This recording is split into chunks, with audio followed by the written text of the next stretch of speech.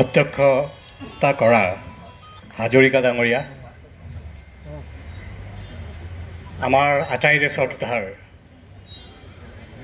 আৰু ডিব্ৰুগড়ৰ সাংস্কৃতিক পৰিমণ্ডলক অহৰহ সুস্থ নেতৃত্ব প্ৰদান কৰি অহা কেৱল ডিব্ৰুগড়কে নহয় সমগ্ৰ অসমক সাংস্কৃতিক পৰিমণ্ডলক নেতৃত্ব প্ৰদান কৰি অহা আমাৰ আটাইৰে শ্ৰদ্ধাৰ ডক্টৰ নগেন শইকীয়া ডাঙৰীয়া, ইয়াৰ উপায়ুক্ত মহোদয়, ষ্টেট বেংক অফ ইণ্ডিয়াৰ উপপ্ৰবন্ধক মহাপ্ৰবন্ধক ডাঙৰীয়া, মিলনজ্যোতি সংঘৰ বিষয়ববীয়াসকল, সদস্যসকল, ডিব্ৰুগড় চহৰৰ বিশিষ্ট ব্যক্তিসকল, এই জিলাৰ বিভিন্ন সদস্যসকল, ইয়ালৈ অহা জনগোষ্ঠীয় সংগঠনৰ প্ৰতিনিধিসকল, ইয়াত উপস্থিত থকা গ্ৰন্থপ্ৰেমী ৰাইজ,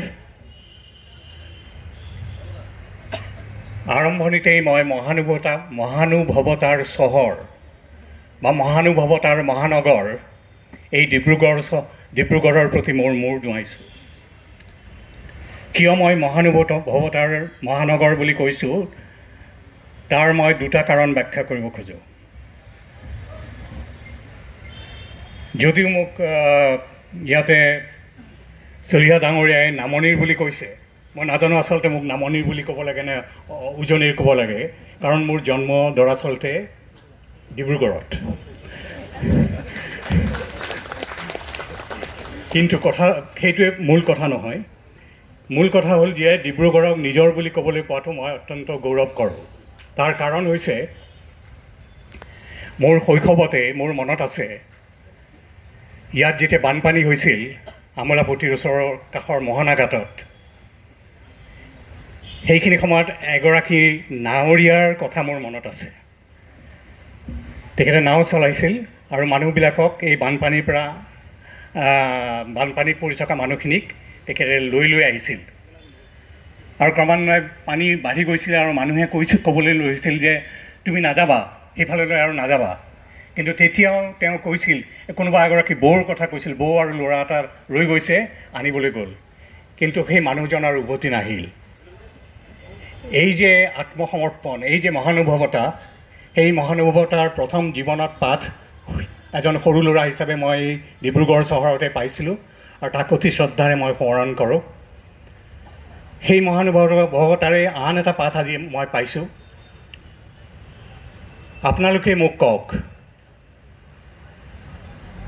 ডিব্ৰুগড়ৰ গ্ৰন্থমেলাক যি নেতৃত্ব দিছে, ইয়াৰ যি সাংস্কৃতিক পৰিমণ্ডলক যি এটা নতুন স্তৰলৈ লৈ গৈছে, ইয়াৰ প্ৰতিটো নতুন কাৰ্যসূচীৰ আঁৰত যিগৰাকী মানুহৰ ব্যক্তিত্ব আৰু তেখেতৰ পাণ্ডিত্যই প্ৰকাশ পাই আহিছে, সেইগৰাকী পণ্ডিতৰ তুলনাত আন কোনোবাই এইখন সভাত মুখ্য অতিথি হ'ব পাৰে নেকি? স্পষ্ট উত্তৰ হ'ব নোৱাৰে। আপোনালোকে যদি যুক্তিৰে কথাখিনি ভাবি চায়, আৱেগেৰে ভাবি চালেও সেইটোৱেই উত্তৰ হ'ব। সেইকাৰণে মোক যেতিয়া কৈছিল, মই আচৰিত হৈছিলোঁ যে মোক কিয় কৈছে। যেতিয়া মই গম পাইছিলোঁ পিছত যে এইখন সভাত নগেন শইকীয়া ডাঙৰীয়া থাকিব। আৰু কিন্তু মহানুভৱতাৰ পৰিচয় চাওক, এই যে মোক মুখ্য অতিথি কৰিছে, মোৰ ইয়াৰ মিলনজ্যোতি সংঘৰ সদস্যসকলে কৈছে, তাৰ এই পৰামৰ্শটো আহিছে শ্ৰদ্ধেয় শইকীয়া ছাৰৰ পৰা।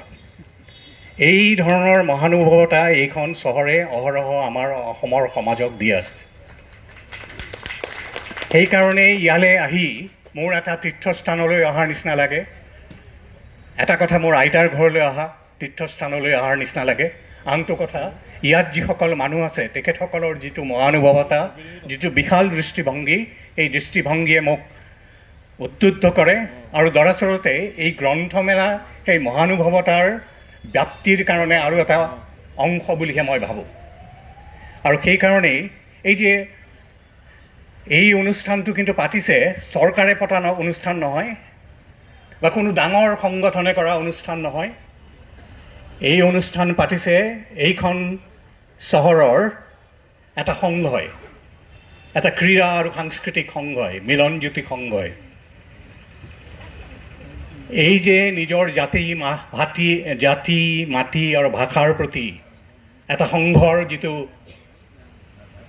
সমৰ্পণ, যিটো আত্ম উৎসৰ্গা, এই আত্ম উৎসৰ্গাৰ নিদৰ্শন দেখি মই স্তব্ধ হওঁ আৰু অসমৰ সাধাৰণ ৰাইজৰ হৈ মই একান্তভাৱে এই মিলনজ্যোতি সংঘৰ ওচৰত মূৰ দুৱাইছোঁ যে তেখেতসকলে এই অসমৰ ৰাইজলৈ ডিব্ৰুগড়ৰ ডিবৰুৰ পাৰৰ ৰাইজৰ এই গ্ৰন্থপ্ৰেমৰ প্ৰচেষ্টাক আৰু বহলাই ব্যাপ্তি দিবলৈ যিটো চেষ্টা কৰিছে, এই ব্যাপ্তিৰ কাৰণে অসমৰ সাধাৰণ ৰাইজৰ হৈ মই এই সংঘৰ প্ৰতি মূৰ দুৱাইছোঁ আৰম্ভণিতে।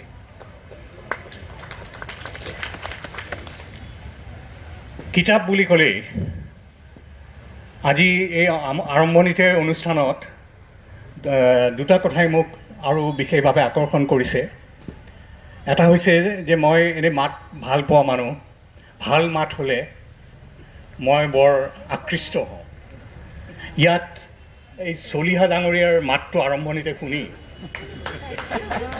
ইয়াতে আছে, এইগৰাকী মানুহৰ মাতটো মই যদি কেনেবাকৈ কঢ়িয়াই নিব পাৰিলোঁ হয়, আজিয়ে মই লৈ গ'লোহেঁতেন।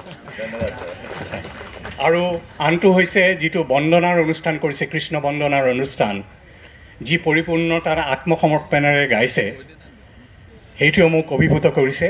আৰু সেইগৰাকী গোস্বামী ডাঙৰীয়ানীলে মই মোৰ শ্ৰদ্ধা জনাইছোঁ। শ্ৰদ্ধা জনোৱাৰ এটা কাৰণ আছে, আৰু এটা কাৰণ আছে যে তাত কৃষ্ণৰ বন্দনা আছে। আপোনালোকে হয়তো সুধিব যে কৃষ্ণৰ বন্দনাৰ লগত গ্ৰন্থমেলৰ সম্পৰ্ক কি? মই এটা সম্পৰ্ক বিচাৰি পাওঁ, অন্ততঃ মোৰ জীৱনৰ বাবে। আমি আটাইয়ে জানো যে কৃষ্ণই শিশুলীলাত, আমি শিশু কীৰ্তন পুথিত যেতিয়া মোৰ মনত আছে 180 পৃষ্ঠাত শিশুলীলাৰ এই মাটি খোৱাৰ কথা বৰ্ণনা আছে। কৃষ্ণই মাটি খাইছে, শিশু কৃষ্ণই মাটি খাইছে, আৰু সেইকাৰণে যশোদাই কৈছে, কোবাই আজি তোৰ কেন মাটি খাইলি ওৰে গোপাল, কোবাই আজি তোৰ ফাৰিব ছাল ছিঙি দিম, এনেকৈ কৈছে যশোদাই। তেতিয়া কৃষ্ণই কৈছে মই মাটি খোৱা নাই। আৰু তেতিয়া যশোদাই মুখখন মেলিবলৈ কৈছে। মাতৃ যশোদাই যেতিয়া মুখখন মেলিবলৈ কৈছে, কৃষ্ণই মুখখন মেলি দিছে, আৰু কৃষ্ণৰ ভিতৰতে তেতিয়া যশোদাই সমগ্ৰ পৃথিৱীখন দেখিছে। বিশ্ব দৰ্শন কৃষ্ণৰ মুখত দেখিছে। কৃষ্ণৰ মুখত যে সমগ্ৰ বিশ্ব দেখিছে, সেই উপমাটোৰ পৰা, সেই প্ৰতীকটোৰ পৰা, সেই প্ৰতীকৰ মাজতে মই কিতাপৰ ৰূপটো বিচাৰি পাওঁ। আপোনালোকেও নিশ্চয় পাইছে, ময়ো পাইছোঁ, যে কিতাপৰ মাজতেই আমাৰ সমগ্ৰ বিশ্বক আমি দেখিবলৈ পাইছোঁ। আমি ভাল পোৱা নৈ, পথাৰ, পাহাৰ, মানুহ, এই সকলোবোৰৰ আৰু অনুভূতিৰ জগতখনৰ বিস্তৃত বৰ্ণনা যদি আমি জানিব খুজিছোঁ বিভিন্ন দৃষ্টিভংগীৰে, সেই কথা কোনে আমাক থোৰতে আনি দিব পাৰিছে? সেয়া হৈছে কিতাপ। সেইকাৰণে মোৰ সাধাৰণ দৃষ্টিত কিতাপ আমাৰ কৃষ্ণ গোসাঁইৰ নিচিনা।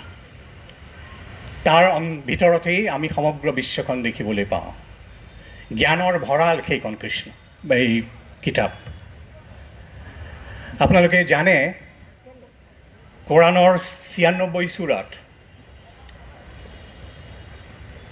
এটা কথা আছে যে আল্লাই, ভগৱানে আহি হজৰত মুহাম্মদৰ কাণে কাণে এষাৰ কথা কৈছে, এটা শব্দ কৈছে।